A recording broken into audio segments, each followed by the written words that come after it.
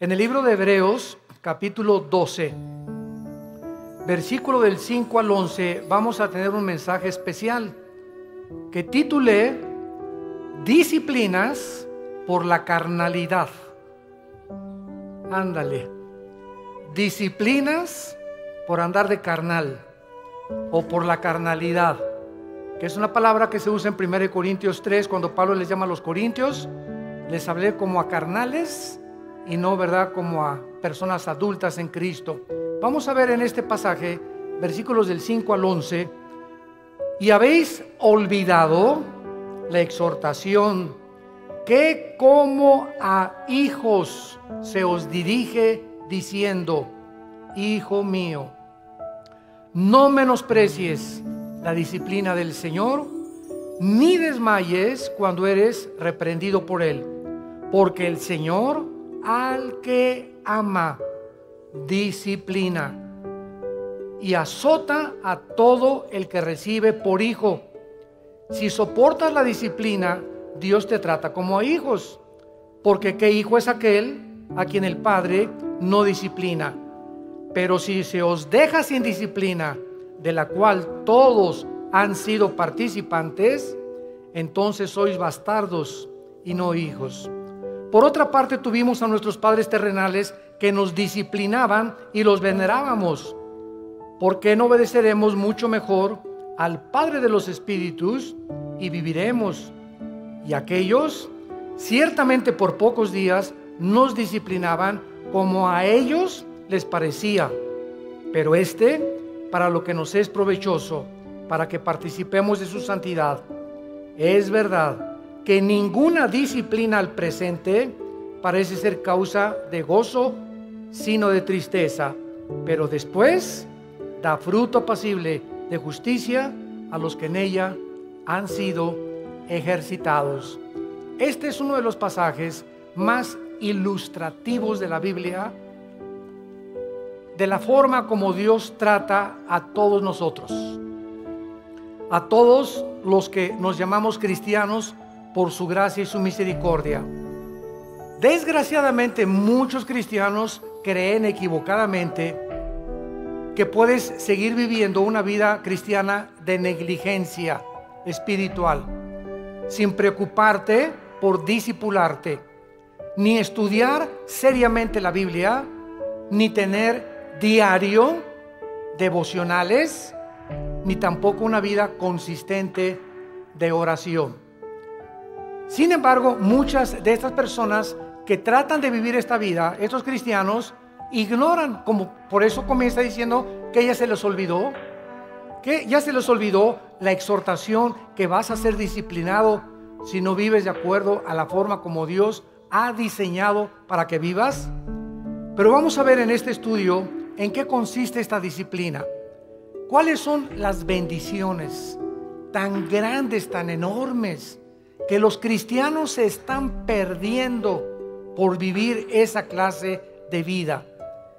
Y podemos preguntarnos también, ¿estos cristianos tendrán consecuencias después de la muerte? Porque tendrán consecuencias en esta vida y hay consecuencias después de la muerte también. O sea, que todos vamos a llegar al cielo y todos vamos a ser recompensados de la misma manera. ¿Qué cosa es lo que Dios usa como disciplina a los cristianos que le han querido abandonar? A los cristianos que le han dicho: Señor, en 3 meses nos vemos. Déjame irme de vacaciones y reventarme las vacaciones, etcétera, etcétera. Y después de la Navidad te vuelvo a ver. En enero tengo una cita contigo en la iglesia, Señor. El primer domingo comenzamos otra vez la vida cristiana. ¿Cuánto tiempo cree un cristiano o cristiana, desde luego, que puedes vivir sin que Dios haga algo para regresar otra vez a tener la comunión con Él? Vamos a ver todas estas respuestas en la Biblia y vamos a comenzar con la apostasía. La palabra apostasía, apistemi en el griego, significa salirse del camino, apartarse del camino o vulgarmente brincarse las trancas. O sea, la Biblia diseña a la iglesia como un corral donde Cristo es el pastor, nosotros las ovejas, Y cuando una oveja se quiere saltar del corral, pues ¿qué pasa, verdad? Pues es que yo quiero encontrar otros pastos, engañada de que fuera del corral hay mejores pastos o mejor vida, lo cual es completamente mentira, porque fuera del corral están los lobos esperando comerse las ovejas. Dice el cuento que había una ovejita que le llamaban la rebelde de Tlanepantla. Y esta ovejita se brincó una vez el corral y fue el pastor por ella y se la trajo cargando. Y se brincó 2 veces el corral y el pastor fue por ella. Y la tercera vez que esta ovejita de Tlanepantla se brincó el corral, entonces el pastor fue y le rompió una pata a propósito. Y le dijo: prefiero que aquí dentro del corral estés cojita y manquita a que te salgas y te vuelva a comer el lobo. Entonces muchas veces Dios tiene que recurrir, como lo vamos a ver, a disciplinas extremas, que son muy raras veces. Pero Dios prefiere 1000 veces, y Cristo lo dijo en Marcos con estas palabras: es mejor que entres al cielo cojo y ciego y manco, a que entres entero y te vayas al infierno. Veamos pues entonces que dentro de la apostasía hay 2 clases de apóstatas. Esto es muy importante. La Biblia nos advierte claramente que mientras más nos acerquemos al final de la segunda venida de Jesucristo, aumentará la tendencia a abandonar los principios cristianos. La presión del mundo sobre la iglesia, sobre tu vida y sobre mi vida, ejercerá dentro de ti por no estar lo suficientemente blindados, por no tener las suficientes convicciones firmes en nuestro corazón de lo que creemos, que vamos a ser seducidos por el mundo. En Mateo 24:12 Cristo dijo: por haberse multiplicado la maldad, como en el siglo XXI hemos llegado al último grado de maldad. ¿Saben ustedes cuál es el último grado de maldad? Llamarle a lo bueno malo y a lo malo bueno. Y cuando llegamos al punto donde reconocemos y legislamos las naciones, o más bien legislan las naciones los matrimonios entre los hombres y entre las mujeres, es el síntoma más grande que existe de descomposición social. ¿Por qué? Porque la familia es el fundamento de la sociedad. Es el núcleo y la fuerza de un país. Y cuando ya 2 hombres creen que pueden tener y hasta llegar al grado de adoptar hijos, porque ellos no pueden tenerlos desde luego, pero eso sí reconocen que las mujeres paren hijos, ¿verdad? Y no podemos nosotros, pero vamos a buscar quien nos lo tenga por nosotros y lo vamos a adoptar. Entonces cuando llegamos a ese punto donde ya se está destruyendo psicológica, mental, emocional, sentimentalmente las vidas de los niños, que son los que dijo Cristo: el que haga tropezar a un niño, más le vale que se amarre una piedra aquí en el cuello de molino y se eche al río y se ahogue con la piedra, porque dejad que los niños se acerquen a mí, porque de ellos es el reino de los cielos. Y cuando comenzamos a tener a los niños y meterlos a nuestra mugre y a nuestra manera de maldad en la que vivimos, arrastrándolos a ellos a que tengan solamente 2 papás o 2 mamás, sin papá y sin mamá, es cuando nosotros nos damos cuenta que se está ya desarrollando una sociedad que ha llegado al punto de desatar y acarrear los juicios de Dios. Entonces la Biblia nos muestra claramente que esta maldad iba a aumentar. En 2 Timoteo capítulo 3 dice: vendrán tiempos peligrosos. Y esta palabra peligrosos, alepos, en el griego significa feroces. Y solamente en todo el Nuevo Testamento se usa esta palabra alepos, que se tradujo en 2 Timoteo peligrosos, y en los evangelios se usa con los endemoniados. Cuando la Biblia describe al endemoniado gadareno, dice que era de aspecto feroz, o sea, alepos. Y vemos cuando dice Pablo en 2 Timoteo 3 del 1 al 5: vendrán tiempos de que los demonios van a aumentar su ataque contra los seres humanos, y habrá hombres amadores de sí mismos, intemperantes, orgullosos, sin afecto natural, con odio a los padres, sin respeto a la autoridad, etcétera, etcétera. Entonces la Biblia nos pinta un panorama que estamos ya entrando a ese lugar, a esa plataforma, a esta dimensión en la que el mundo va a ejercer más y más presión contra nosotros y muchos se van a apartar. Y esta palabra apostasía, como vimos, es salirse del camino, apartarse de la verdad o seguir otro curso revelado.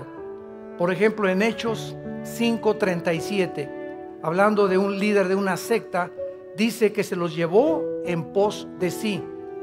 Esta es la palabra que se usa para apostasía, cuando algo o alguien te saca, un amigo, una amiga, la pornografía, la homosexualidad, las adicciones, las drogas, el alcohol, cuando cualquier cosa en el mundo te jala y te aparta del camino de la verdad, del camino de la santidad, del camino de la justicia, se llama apostasía. Has apostatado. Ahora bien, hay dos clases de apóstatas. Esto es muy importante. Hay cristianos que son apóstatas por un tiempo, y hay apóstatas que nunca fueron cristianos, pero que entraron a la iglesia por un tiempo y después se apartaron. ¿Cuál es la diferencia entre el cristiano que apostató y el que es apóstata para siempre? Como lo vamos a ver a continuación. La diferencia está en que si tú eres un cristiano y te has apartado del camino y eres hijo y eres hija de Dios, pau, pau, pau y pau, y te viene duro. Dios te hace regresar. De la oreja nos trae de regreso. Pero si eres una persona que jamás recibiste a Cristo, pero fuiste a los estudios bíblicos y fuiste a los desayunos y tal vez algún día que hiciste una decisión por Cristo, pero realmente tus convicciones no eran firmes ni profundas, te vas a apartar del Señor, pero la diferencia está en que tú nunca vas a regresar al camino. Entonces, el cristiano que se aparta, Dios lo regresa por las buenas y por las malas, y lo vamos a ver. A muchos Dios inclusive prefiere llevárselos a casa antes de que sigan lejos de Él. Entonces vamos a ver que hay cristianos que se mueren antes de que Dios termine su programa con sus vidas. Hay cristianos que se mueren antes de que acaben la misión que Dios les dio, porque solo Dios sabe que has llegado al colmo y no te vas a arrepentir. Pero como eres hijo y la salvación no se puede perder, te lleva a casa antes de tiempo. Veamos en primer lugar algunos ejemplos de los apóstatas que nunca fueron salvos. Juan capítulo 13, el clásico ejemplo de Judas. Es increíble que yo he escuchado varias veces a muchas personas predicar o enseñar que Judas perdió la salvación por el amor de Dios. O sea, que fue salvo, pero que perdió la salvación. Vamos a ver qué dice la Biblia. En Juan capítulo 13, versículo 10 y 11. Ya Cristo está a punto de entrar a la cruz y al huerto de Getsemaní. Y les dice, el que está lavado no necesita lavarse, no necesita sino lavarse los pies, pues está todo limpio. Eso le estaba hablando a todos los apóstoles que eran salvos, que eran cristianos, como todos nosotros. El momento que recibes a Cristo, ¿quién nos lava? Dice la Biblia en Efesios 5 que es la palabra de Dios la que nos lava y la sangre de Cristo, ¿verdad?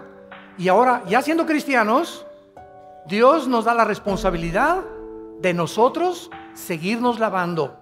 O sea, si cometemos un pecado, la sangre de Cristo, que es tan fresca como cuando nos salvó Dios, nos limpia de todo pecado. Entonces, un cristiano tiene que estar continuamente metiéndose a la regadera, porque diario se nos pega la contaminación del mundo, lo que oyes en tu oficina, con tus amigos, en la escuela, en la universidad, chistes groseros, un programa grosero, desnudos en la televisión, desnudos en el cine. Todo eso entra a nuestra alma y nos ensucia, nos contamina. Y esta suciedad la tenemos que estar sacando para mantener no la salvación, la comunión con Dios. Ustedes están lavados, pero no necesitan sino lavarse, ¿verdad?, los pies.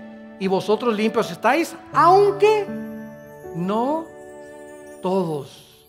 O sea, había alguien ahí dentro del grupo de Cristo que no había sido nunca lavado. Ustedes sí están lavados y ahora necesitan sola, pero hay alguien entre ustedes que no está lavado, porque sabía a quién le iba a entregar. Por eso dijo: no están limpios todos. Judas nunca fue limpiado de sus pecados, jamás. Versículo 18: no hablo de todos vosotros, yo sé a quienes he elegido, mas para que se cumpla la escritura, el que come pan conmigo levantó contra mí su calcañar. Capítulo 17 de San Juan. Nos brincamos al capítulo 17 y aquí ya Cristo lo aclara, tan transparente como la luz y el sol. Dice Juan 17, versículo 12: cuando estaba yo con ellos, o sea, Cristo está orando al Padre, está dirigiéndole estas palabras al Padre. Cuando estaba yo con ellos en el mundo, yo los guardaba en mi nombre. A los que me diste, yo los guardé. Y ninguno de ellos se perdió, sino el hijo de perdición, para que la escritura se cumpliese. O sea, nunca Judas estuvo bajo el cuidado de Cristo. Nunca, jamás. Los guardó de Satanás y los guardó del mal. Cuando vino Satanás a atacar a Pedro, ¿se acuerdan? Que le dijo Cristo: oye, Satanás ha pedido tu alma para zarandearte. Y Pedro, muy macho: no, yo no, me voy hasta la muerte contigo. Espérame, Pedro, el gallo va a cantar 3 veces y tú me vas a negar. Entonces Pedro y Judas, los dos, traicionaron a Cristo. Los dos le volvieron la cara a Cristo, porque Pedro negó a Cristo 3 veces. ¿Y cuál fue la diferencia? Que cuando Pedro le negó, vean esto, cuando Pedro negó a Cristo, en ese momento Cristo se encontraba como a 10 metros de Pedro. Y cuando Cristo volteó a ver a Pedro, Cristo lo volteó a ver con los ojos moros. Ya había sido golpeado Cristo. Imagínense ustedes a Pedro en el momento que canta el gallo, volver a Cristo, y Cristo con sus ojos moros, adolorido por los golpes que los soldados ya le habían dado, lo ve a Pedro diciéndole: ya ves, pero sabes una cosa, te sigo amando.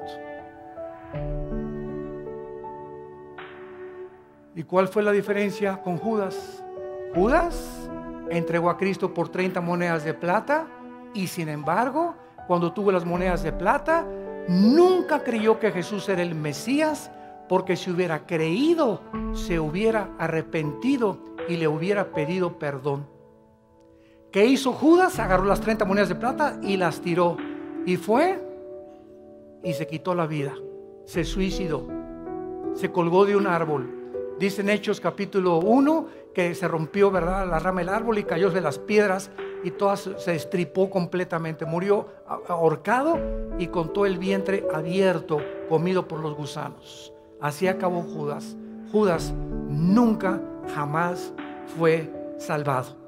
En el capítulo 18, dice en el versículo 8 de Juan también: respondió Jesús: os he dicho que yo soy, pues si me buscáis a mí, dejad a ir estos, para que se cumpliese aquello que había dicho: de los que me diste, no perdí ninguno, más que, como dijo anteriormente, el hijo de perdición. Ahora, el apóstol Pedro, seguimos estudiando las personas que nunca fueran salvas. Carta segunda de Pedro, capítulo 2. Aquí el apóstol Pedro claramente habla en el capítulo 2 y describe las características de todos los falsos profetas, de todos esos que pueden predicar y pueden ser hasta pastores, pueden ser predicadores, ¿verdad? Inclusive que no tienen la salvación y que jamás fueron salvos. Y dice en Pedro, versículo 21 y 22, describiendo ya todas sus características de estos falsos maestros y profetas que menciona en el versículo 1 y versículo 2, dice el versículo 21, segunda de Pedro 2, 21 y 22: porque mejor les hubiera no haber conocido el camino de la justicia. O sea, hay personas que conocían que Jesús era el Cristo, que Jesús murió por sus pecados por ellos, y conocían que Cristo era la verdad y que la Biblia era la verdad.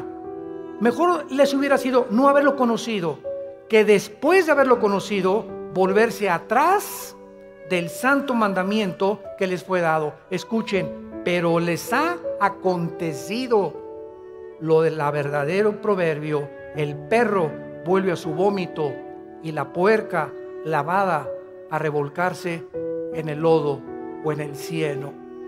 Aquí Pedro, de una forma ya inequívoca, describe que todas estas personas nunca fueron salvas. ¿Cómo lo dice Pedro? ¿Qué hace un perro cuando vomita? Se vuelve a comer lo que salió, ¿verdad?, de su estómago. ¿Por qué lo hace? ¿Por qué lo hace? Pues porque es perro. Si no fuera gato, los gatos no lo hacen, los leones no lo hacen. Ahora, ¿por qué un puerco? Agarras al puerquito y lo lavas y le pones Chanel y le pones un moño y todo, y lo sacas del lodo y lo envuelves y lo que tú quieras, y huele a Chanel número 5. Y a los 5 minutos el puerco se revuelca en el lodo otra vez. ¿Por qué no duró nada bañado y champuceado y perfumado? Porque es puerco. Ahora, para que el perro ya no regrese a su vómito, ¿qué se necesita? Cambiar su naturaleza, dejar de ser perro. Para que el puerco no regrese al lodo, necesita ser otro tipo de naturaleza, tener la naturaleza de otro animal, porque los puercos, esa es su naturaleza, el lodo, y los perros el vómito. Aquí está hablando Pedro, que estas personas, su naturaleza nunca fue cambiada, porque si hubiera sido cambiada, no regresarían a hacer lo que hicieron antes de conocer a Cristo. ¿Me van siguiendo? Esta es la grande diferencia de las personas que nunca fueron salvas. En 1 Juan 2:19, el apóstol Juan dice, 1 Juan 2:19, salieron de nosotros. Oye, don Pancho, pero si tú ibas a la iglesia ahí en el Cine Apolo hace 15, 20 años, o te vimos aquí en la iglesia, fuiste a los estudios conmigo. Oye, tú estuviste en el LITI, tomaste todo el curso del LITI, compadre. Y ahora te estás divorciado, estás con otra señora, te has cometido adulterio, etcétera, etcétera. Y te contesta tu compadre, sí, ¿y qué? Chale. Ya en ese momento te das cuenta, ¿verdad?, que ya hay algo raro. A una persona que fue cristiana, pues sí, ¿verdad? Y me duele, ¿verdad? Y lo que tú quieras, pero estas personas salieron de nosotros, pero no eran de nosotros. Porque si hubieran sido de nosotros, dice 1 Juan 2:19, hubieran permanecido con nosotros. Salieron para que se manifestara que no todos los que vienen a la iglesia son y pertenecen al cuerpo de Cristo.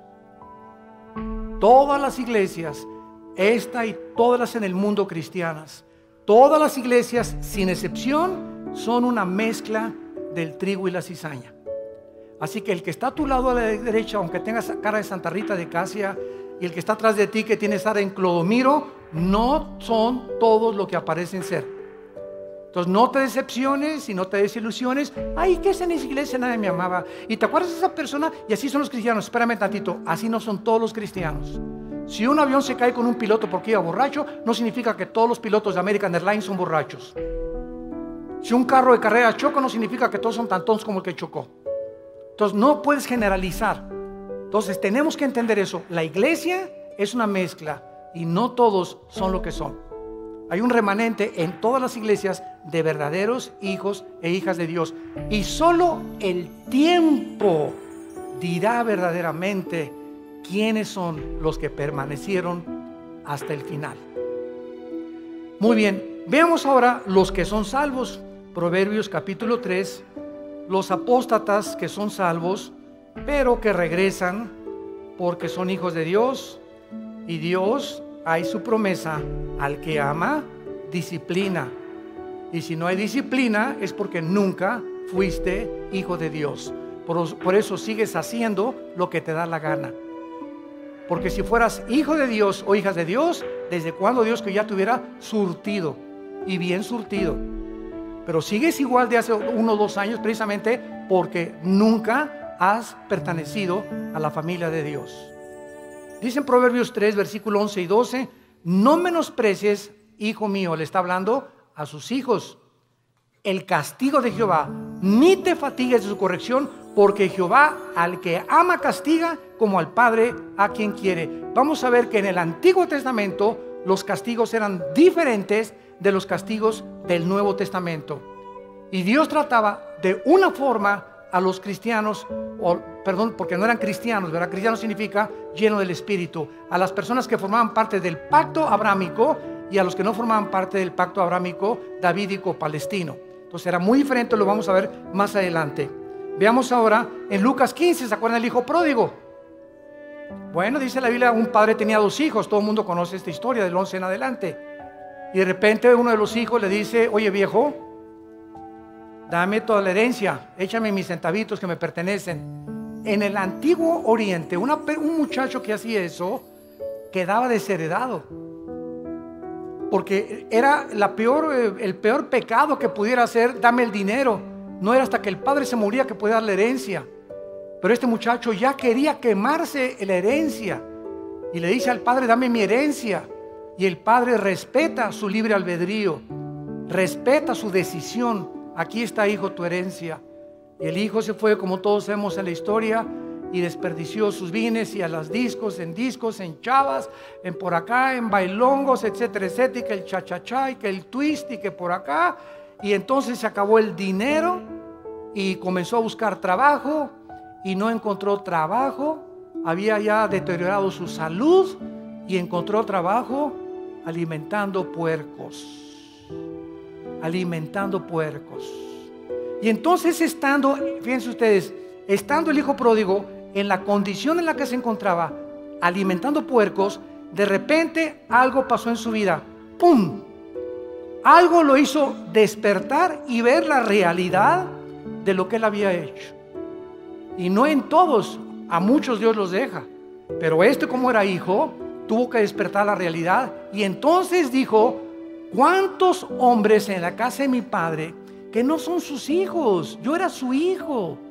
Los obreros de mi padre tienen cama, tienen comida, buena comida. Y yo que soy hijo estoy alimentando puercos. Esto haré. Ahí está la conciencia que no todos tienen. Porque la tuvo él, porque era hijo. Esto haré. Regresaré e iré con mi padre y le pediré perdón. Y le diré, padre, no vengo a nada. Vengo a que me hagas hasta atrás y no quiero ni siquiera que tener los privilegios que tienen tus hijos. Hazme como un obrero como todos los demás. Y el padre no estaba con un bate de béisbol esperándolo, ni con un garrote. El padre se retrata en la Biblia, en este pasaje, que siempre todos los días, con sus brazos abiertos, mirando al horizonte, siempre esperando y sabiendo que como era su hijo, tenía que regresar algún día. Y Dios sabe que nosotros, cuando nos alejamos de Él, siempre nos está esperando a que regresemos, que le pidamos perdón, porque nos ama, está enamorado de nosotros. Dios está enamorado de nosotros. No te imaginas cuánto te ama Dios, que dio a su hijo. A su hijo lo dio por ti y por mí, para que tú y yo jamás nos alejemos ya de Él. Y cuando nos alejamos, Él prefiere 1000 veces dejarte cojo, manco, hacer algo para que regreses, porque eres su hijo. Y nunca, nunca, nunca nadie nos podrá separar de Él. Nadie, porque somos sus hijos.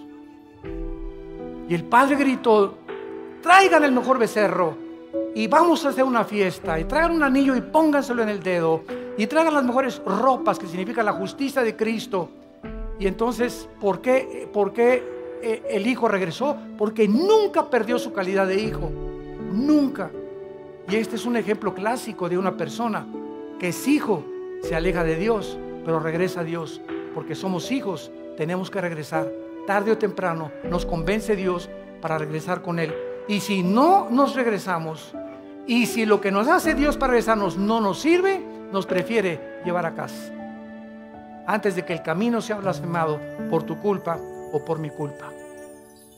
Veamos otro ejemplo en 1 Corintios 5, vamos al Nuevo Testamento. 1 Corintios 5. Aquí está un caso tremendo de un muchacho que pues no era como nosotros, ¿verdad? Nosotros tenemos la Biblia completa. La iglesia de Corinto era la iglesia más carnal de todas las iglesias del Nuevo Testamento, pero eso sí, tenían todos los dones, pero eran carnales. Dice 1 Corintios 5, de cierto se oye, dice Pablo escribiéndoles, que hay entre ustedes fornicación. O sea, me han llegado noticias de que en la iglesia hay inmoralidad. Y tal inmoralidad o tal fornicación, cual ni aún se nombra entre los gentiles, o sea, ni en las personas del mundo, tanto que alguno tiene la mujer de su padre. O sea, había un miembro en la iglesia de Corinto que estaba teniendo relaciones con su madrastra, con la mujer de su papá. Y dice Pablo, y ustedes, les habla a los líderes, están envanecidos. ¿No debieran más bien haberse lamentado para que fuera quitado de en medio de vosotros el que cometió tal acción? O sea, Pablo dice, oigan, ¿por qué no han reaccionado? Ustedes están conscientes que este muchacho está teniendo relaciones con su madrastra y lo dejan seguir asistiendo a la iglesia. ¿Y qué lo debemos de correr? Pues traerlo para enfrente, ¿verdad? Y enfrentarlo con su situación. Ahora tenemos la Biblia y nos damos cuenta que los líderes, cuando sabemos que alguien viene en pecado, la iglesia es un hospital y te vamos a ayudar.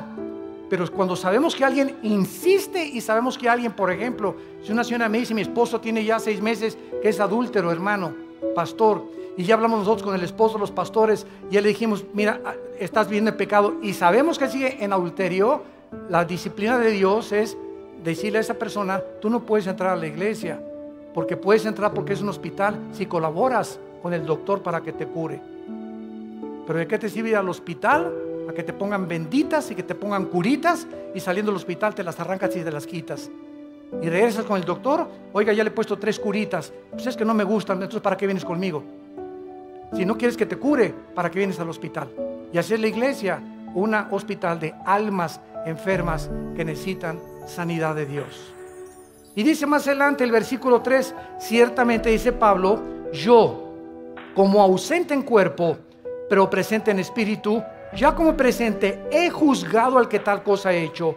En el nombre de nuestro Señor Jesucristo, reunidos vosotros y mi espíritu con el poder de nuestro Señor Jesucristo, el tal sea entregado a Satanás para destrucción de la carne.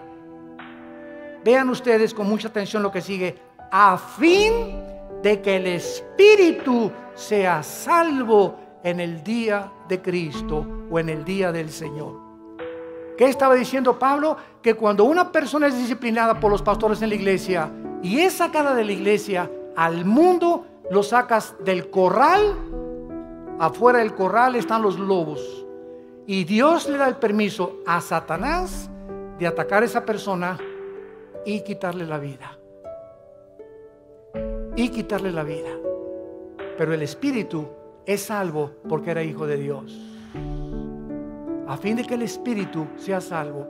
Aquí está un muchacho que iba a morir en pecado, pero como la salvación no se pierde, se va al cielo antes de tiempo. ¿Por qué? Porque la salvación que nos ha dado es por gracia.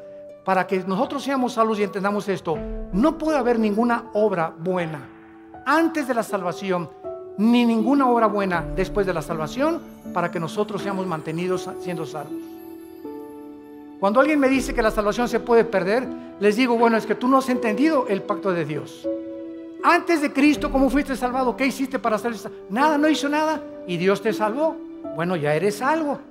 Y ahora me dices que ahora me tengo que hacer buenas obras para mantener mi salvación. No, de ninguna manera. Si hay alguna sola obra que tú hagas para decir que esas obras están manteniendo en el camino de la salvación, entonces ya estás atrayendo mérito sobre tu vida y le robas la gloria a Dios. Las buenas obras que hacemos después de que somos salvos no son para mantener la salvación, son como el fruto de nuestra santificación. Efesios 2:10 porque para buenas obras hemos sido llamados, las cuales preparó Dios de antemano para que anduviéramos en ellas. Entonces las buenas obras que yo hago después de Jesucristo implican y dan testimonio que soy hijo de Dios, pero no hago buenas obras ni me porto bien para decirme: Señor, ya pequé, ya perdí la salvación, ya perdí el nuevo nacimiento, mañana nazco de nuevo, ¿verdad? O ya pequé, el Espíritu Santo ya me selló, pero ya se fue porque ya perdí la salvación, pero el año que entra que regrese a ti me vuelves a sellar, ¿verdad? Imagínense ustedes este estado tan absurdo espiritual de una persona. Entonces, si pierdes la salvación, ya no vuelves a ser renacido de nuevo, ya regresaste a la eternidad, otra vez al estado en que te encuentras. ¿Puede un bebé que nazca regresar al vientre de su madre otra vez? Imagínate: no me gusta aquí afuera, mejor me regreso adentro. Y el bebé lo meten dentro de la panza de la mamá, ¿verdad? De la matriz de la mamá. Es absurdo, es exactamente la salvación. Veamos otro ejemplo en Santiago capítulo 5, de personas que son cristianas, pero pecaron, pero están en peligro muy grave de ser disciplinados por Dios. Santiago 5, versículo 19 y 20. Hermanos, ¿a quién le está hablando? A hermanos, a cristianos. Si alguno entre vosotros, o sea, entre los hermanos, se ha extraviado, o sea, se ha salido del camino, o ha apostatado de la verdad, y alguno le hace volver, sepa que el que haga volver al pecador del error de su camino, salvará ¿de qué? De muerte un alma, y cubrirá multitud de pecados. Esto es lo que vamos a ver en 1 Juan 5, lo vamos a ver. Esto es lo que se llama el pecado de muerte de un cristiano. Si tú ves que tu hermana o tu hermano anda por ahí afuera y nadie sabe más que es cristiano, pero tú vas: oye Jorge, ya no sigas así, hombre, ya no te la sigas tronando, ya no sigas acostándote con tu novia, Dios te va a disciplinar. Y si tú convences a esa persona de que regrese al pecado, lo estás salvando, porque si ese que tú vas a exhortar sigue ese camino, Dios no tarda en llevárselo a casa antes de tiempo, o que le venga algo serio en su vida para que lo haga recapacitar y regresar a Dios, o llevárselo a casa antes de tiempo. Si tú ves a alguno entre los hermanos que tiene una vida licenciosa y que se dice cristiano, y tú logras convencerlo y orar con él, o comenzar a orar por él y traerlo al camino otra vez, lo estás salvando de que Dios se lo lleve antes de tiempo a su casa. Ahora veamos otro ejemplo también de estas personas en 1 Juan capítulo 5. Antes del Apocalipsis está 1 Juan, y dice así: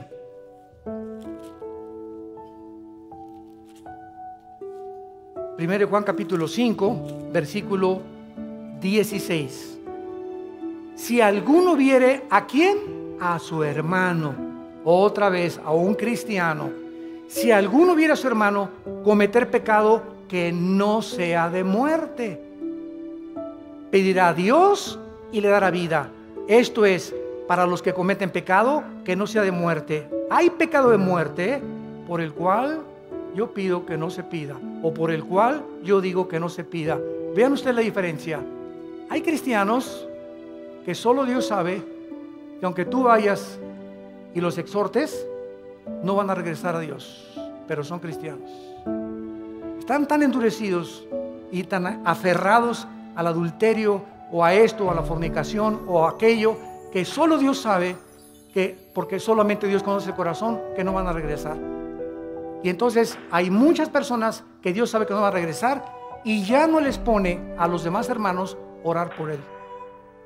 Así que mientras tú tengas ganas de orar por alguien, significa que ese pecado no es de muerte todavía.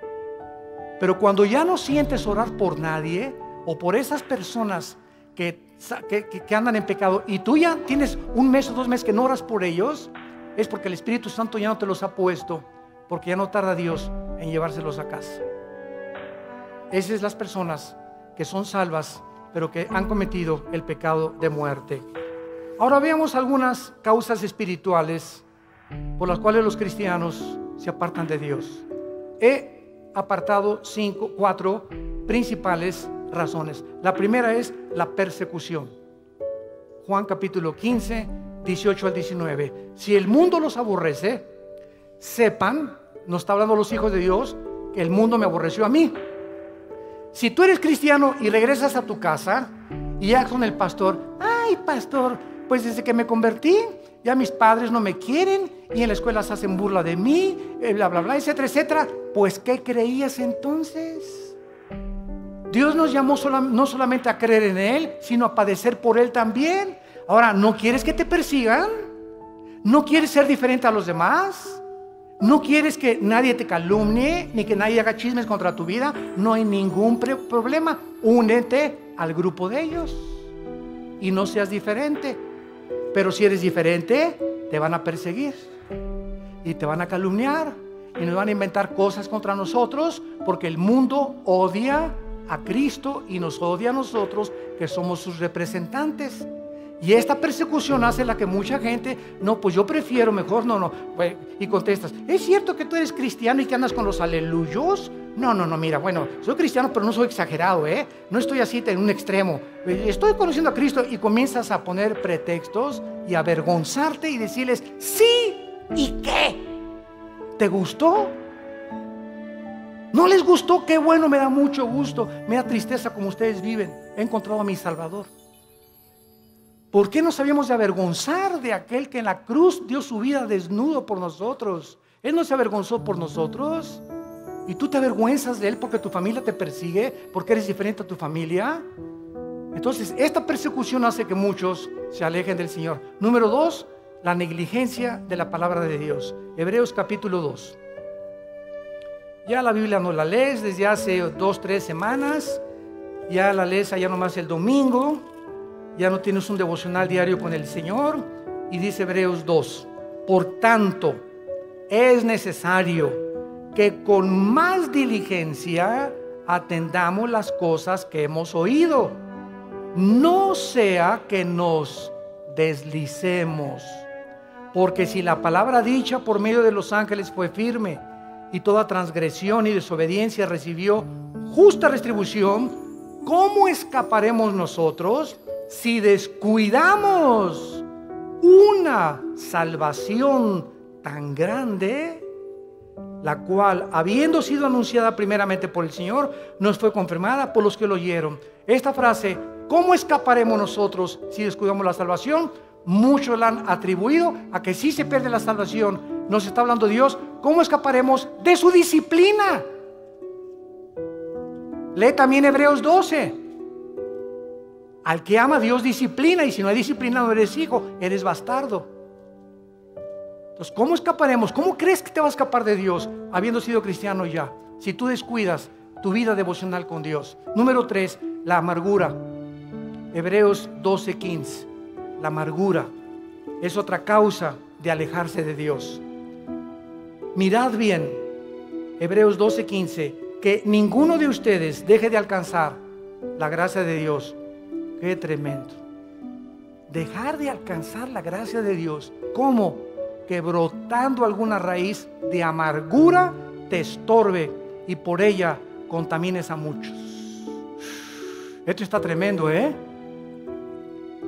Hermano en Cristo, hermana en Cristo, tú y yo no podemos darnos el lujo de odiar a nadie, hayan hecho lo que nos hayan hecho. No podemos darnos el lujo de tener rencor contra nadie, hayan hecho lo que te hayan hecho, que te violaron, que te robaron, que te golpearon, que tus papás, lo que hayas atravesado en la vida, perdónalo. Perdónalo. Que no puedo perdonarle, cae de rodillas, Señor, díselo, no puedo perdonar. Gracias, hija, porque eres honesta. Padre, si tú no me das el poder de perdonar a Pancho o a Lucrecia o a Carlita, etcétera, etcétera, o al perro que me mordió, no tengo la capacidad de perdonar. Pero si tú eres cristiano y estás en tu corazón en este momento que me escuchas, tienes algo contra alguien que te ha lastimado en el pasado, ten mucho cuidado, porque el rencor se vuelve en amargura. Y cuando un cristiano está amargado, cierra el cielo cierra el cielo. ¿Qué es la gracia? No es la gracia santificante, no es la gracia salvífica, está hablando de la gracia santificante. ¿Qué es la gracia? Diario el cristiano necesita poder de Dios, diario necesito el poder de Dios al venir a su palabra para que me dé el poder de vivir para Él. Porque separado de Él yo no puedo hacer nada. Entonces la amargura me bloquea la gracia de Dios y me quedo sin poder. Me quedo en mi propio poder, en mi propia carne, porque algo está bloqueando que Dios me ayude y me saque del pozo de la desesperación, de la red en que he caído, de la trampa que te pusieron. ¿Qué cosa es? La amargura. Es el más grande veneno en la vida de un cristiano. Y número 4, el amor al dinero. Primera de Timoteo 6, versículo 10.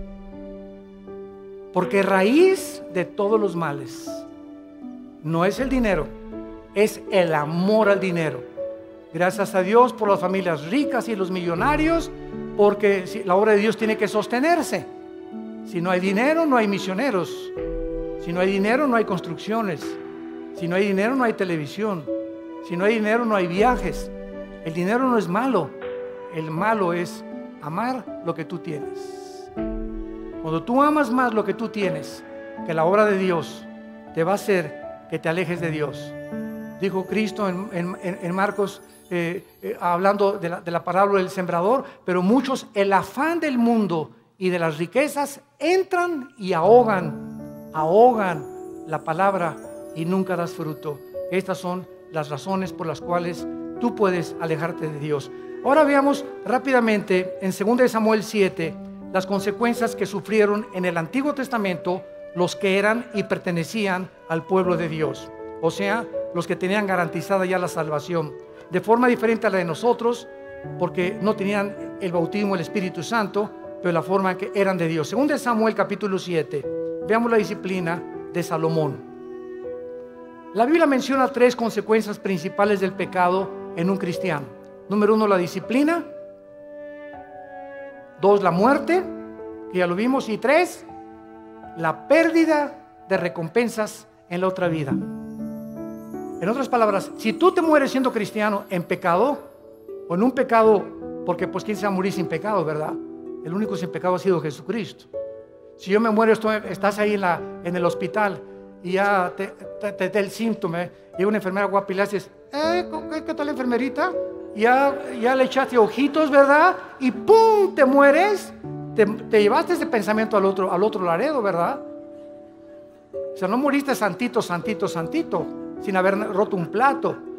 O haz de cuenta que también estás en el hospital ahorita, o sales a la carretera y chocas ahí en la carretera, y la mañana te peleaste con tu esposa, te moriste en pecado. ¿No es cierto? ¿Y vas a perder la salvación? No lo vamos a perder. Pero en la otra vida perdemos las recompensas. Que no se imaginan qué grandes recompensas hay, porque no todos los cristianos en la otra vida vamos a gobernar con Cristo. Solo los vencedores.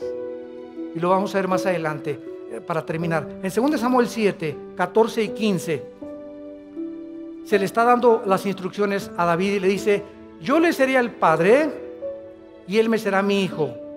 Si hiciere mal, o sea, si se aparta de mí, le castigaré con vara de hombres y con azotes de hijos de hombres, pero mi misericordia no se apartará de él, como la aparté de Saúl, al cual quité delante de ti. ¿Cuál fue la diferencia entre la descendencia de David y el rey Saúl? ¿Cuál fue la diferencia entre Pedro y entre Judas? En que aunque nosotros nos portemos mal y aunque nosotros intentemos alejarnos de Dios, si somos hijos e hijas de Dios, su misericordia es más alta que los cielos. Y Dios va a hacer algo para que regreses y para que yo regrese a la comunión con Él. Y va a ser disciplina. La palabra disciplina es interesante porque viene de la palabra paidego, viene de la palabra pedagogo, que significa el que forma el carácter o el maestro. Entonces, ¿se acuerdan de nuestro pasaje en Hebreos 12? Dios al que ama disciplina, al que ama le forma el carácter a través de pao, y castiga también con azotes. O sea, Dios usa la Biblia para formar nuestro carácter, y si somos tercos, Pau, pau, pau. Azota al que recibe por hijo. Y la palabra azotar en el griego es castigo físico. Algo va a tener que usar Dios, como lo que dice en uno de los salmos. No sean como los caballos, como los mulos, que el caballo tiene que meterle aquí un freno. El freno es un fierro con un puente, y cuando se le mete al caballo el freno y le jalan las riendas, el puente se le encaja en el paladar al caballo, y el caballo, cuando asocia el dolor, se para y le obedece al jinete. Si no se le aplica dolor al caballo, el caballo se desboca y sigue corriendo. ¿Y qué nos dice Dios? Necesito aplicarte dolor para que regreses a mí. ¿Quieres que te trate como a los caballos? ¿Como a los animales? Tú dime. Pero ¿sabes una cosa? Nunca quitaré mis ojos de ti. Te haré entender, por las buenas o por las malas, el camino en que debes andar. Sobre ti pondré mis ojos. Salmo 32. Y vemos finalmente en la vida de David, en 2 de Samuel, capítulo 12, ¿qué fue lo que pasó con Samuel? Cuando Samuel, ¿se acuerdan ustedes lo que hizo David? ¿Qué hizo David? ¿Perdón? Pecó, mató a un soldado para quedarse con su esposa, el angelito. O sea, David era culpable de crimen y David era culpable de adulterio. Y se le llama, Dios mío santo, Jesús, María y José, el burrito que los acompaña. Se le llama el varón conforme al corazón de Dios. ¿Cuántas veces en mi mente dieron tantas vueltas? El varón conforme a tu corazón, pa' su mecha, dije yo. Dios mío santo, pues entonces yo soy el santo de los santos. Y entonces, cuando creces en Cristo, comienzas a entender lo siguiente, ¿verdad? Él fue culpable de crimen y de adulterio. Pero viene Cristo en Mateo 5 y dice lo siguiente: cualquiera de ustedes que ve a una mujer, no necesitas acostarte con ella. Si tú deseas en tus ojos y en tu corazón a una mujer acostarte con ella, aunque no lo hagas físicamente, tú eres ante los ojos de Dios adúltero. Ahora, nadie aquí puede decir que nunca ha visto a una mujer para desear estar con ella. No me digas porque ni San Jacobo lo pudo hacer. No seas mustio. Todos en alguna época de nuestra vida le hemos fallado a Dios. Y el que no le ha fallado a Dios, que levante la mano, porque te llamaría el querubín de Tlanepantla. Entonces, no juzgues a David, porque si nosotros hemos sido adúlteros alguna vez en nuestra vida y Dios nos perdonó, no creas que por no acostarte con ella eres exento del adulterio. ¿Y cuántos de nosotros Él lo acusó por un crimen? Dijo Cristo: cualquiera que odie a alguien es culpable de crimen. Porque no es el acto, sino el intento del corazón lo que Dios juzga. Entonces, cuando yo entendí eso, me di cuenta, pues yo soy más pecador que David. Porque muchas veces odié a tantas personas, y cuántas veces decía a tantas mujeres, y tú me has perdonado, Señor.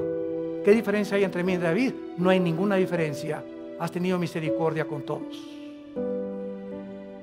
Y ahora todos nosotros somos varones y mujeres conforme al corazón de Dios, porque somos sus hijos. Y nos amó hasta la muerte en una cruz. Y dice en 2 Samuel capítulo 13, versículo 13 y 14. Para terminar, dice la Biblia: porque ¿a dónde iría yo con mi deshonra? Y aún tú serías estimado como uno de los perversos en Israel. Te ruego que hables al rey, que él me lo negará. Mas él no quiso ir, sino que pidiendo más, que ella lo forzó y se acostó con ella. Luego la aborreció a Amón con un gran aborrecimiento. Vemos nosotros aquí cuando dice remover la misericordia, se refiere al pasaje donde el rey Saúl fue advertido que si obedecía a Cristo, él permanecería firme en su reino. Pero en cuanto le desobedeciera, perdería la misericordia de Dios, porque nunca fue hijo de Dios. Santo es de Dios. Tenemos nosotros ahora delante de nuestras vidas un panorama tremendo. Vale la pena permanecer en Cristo.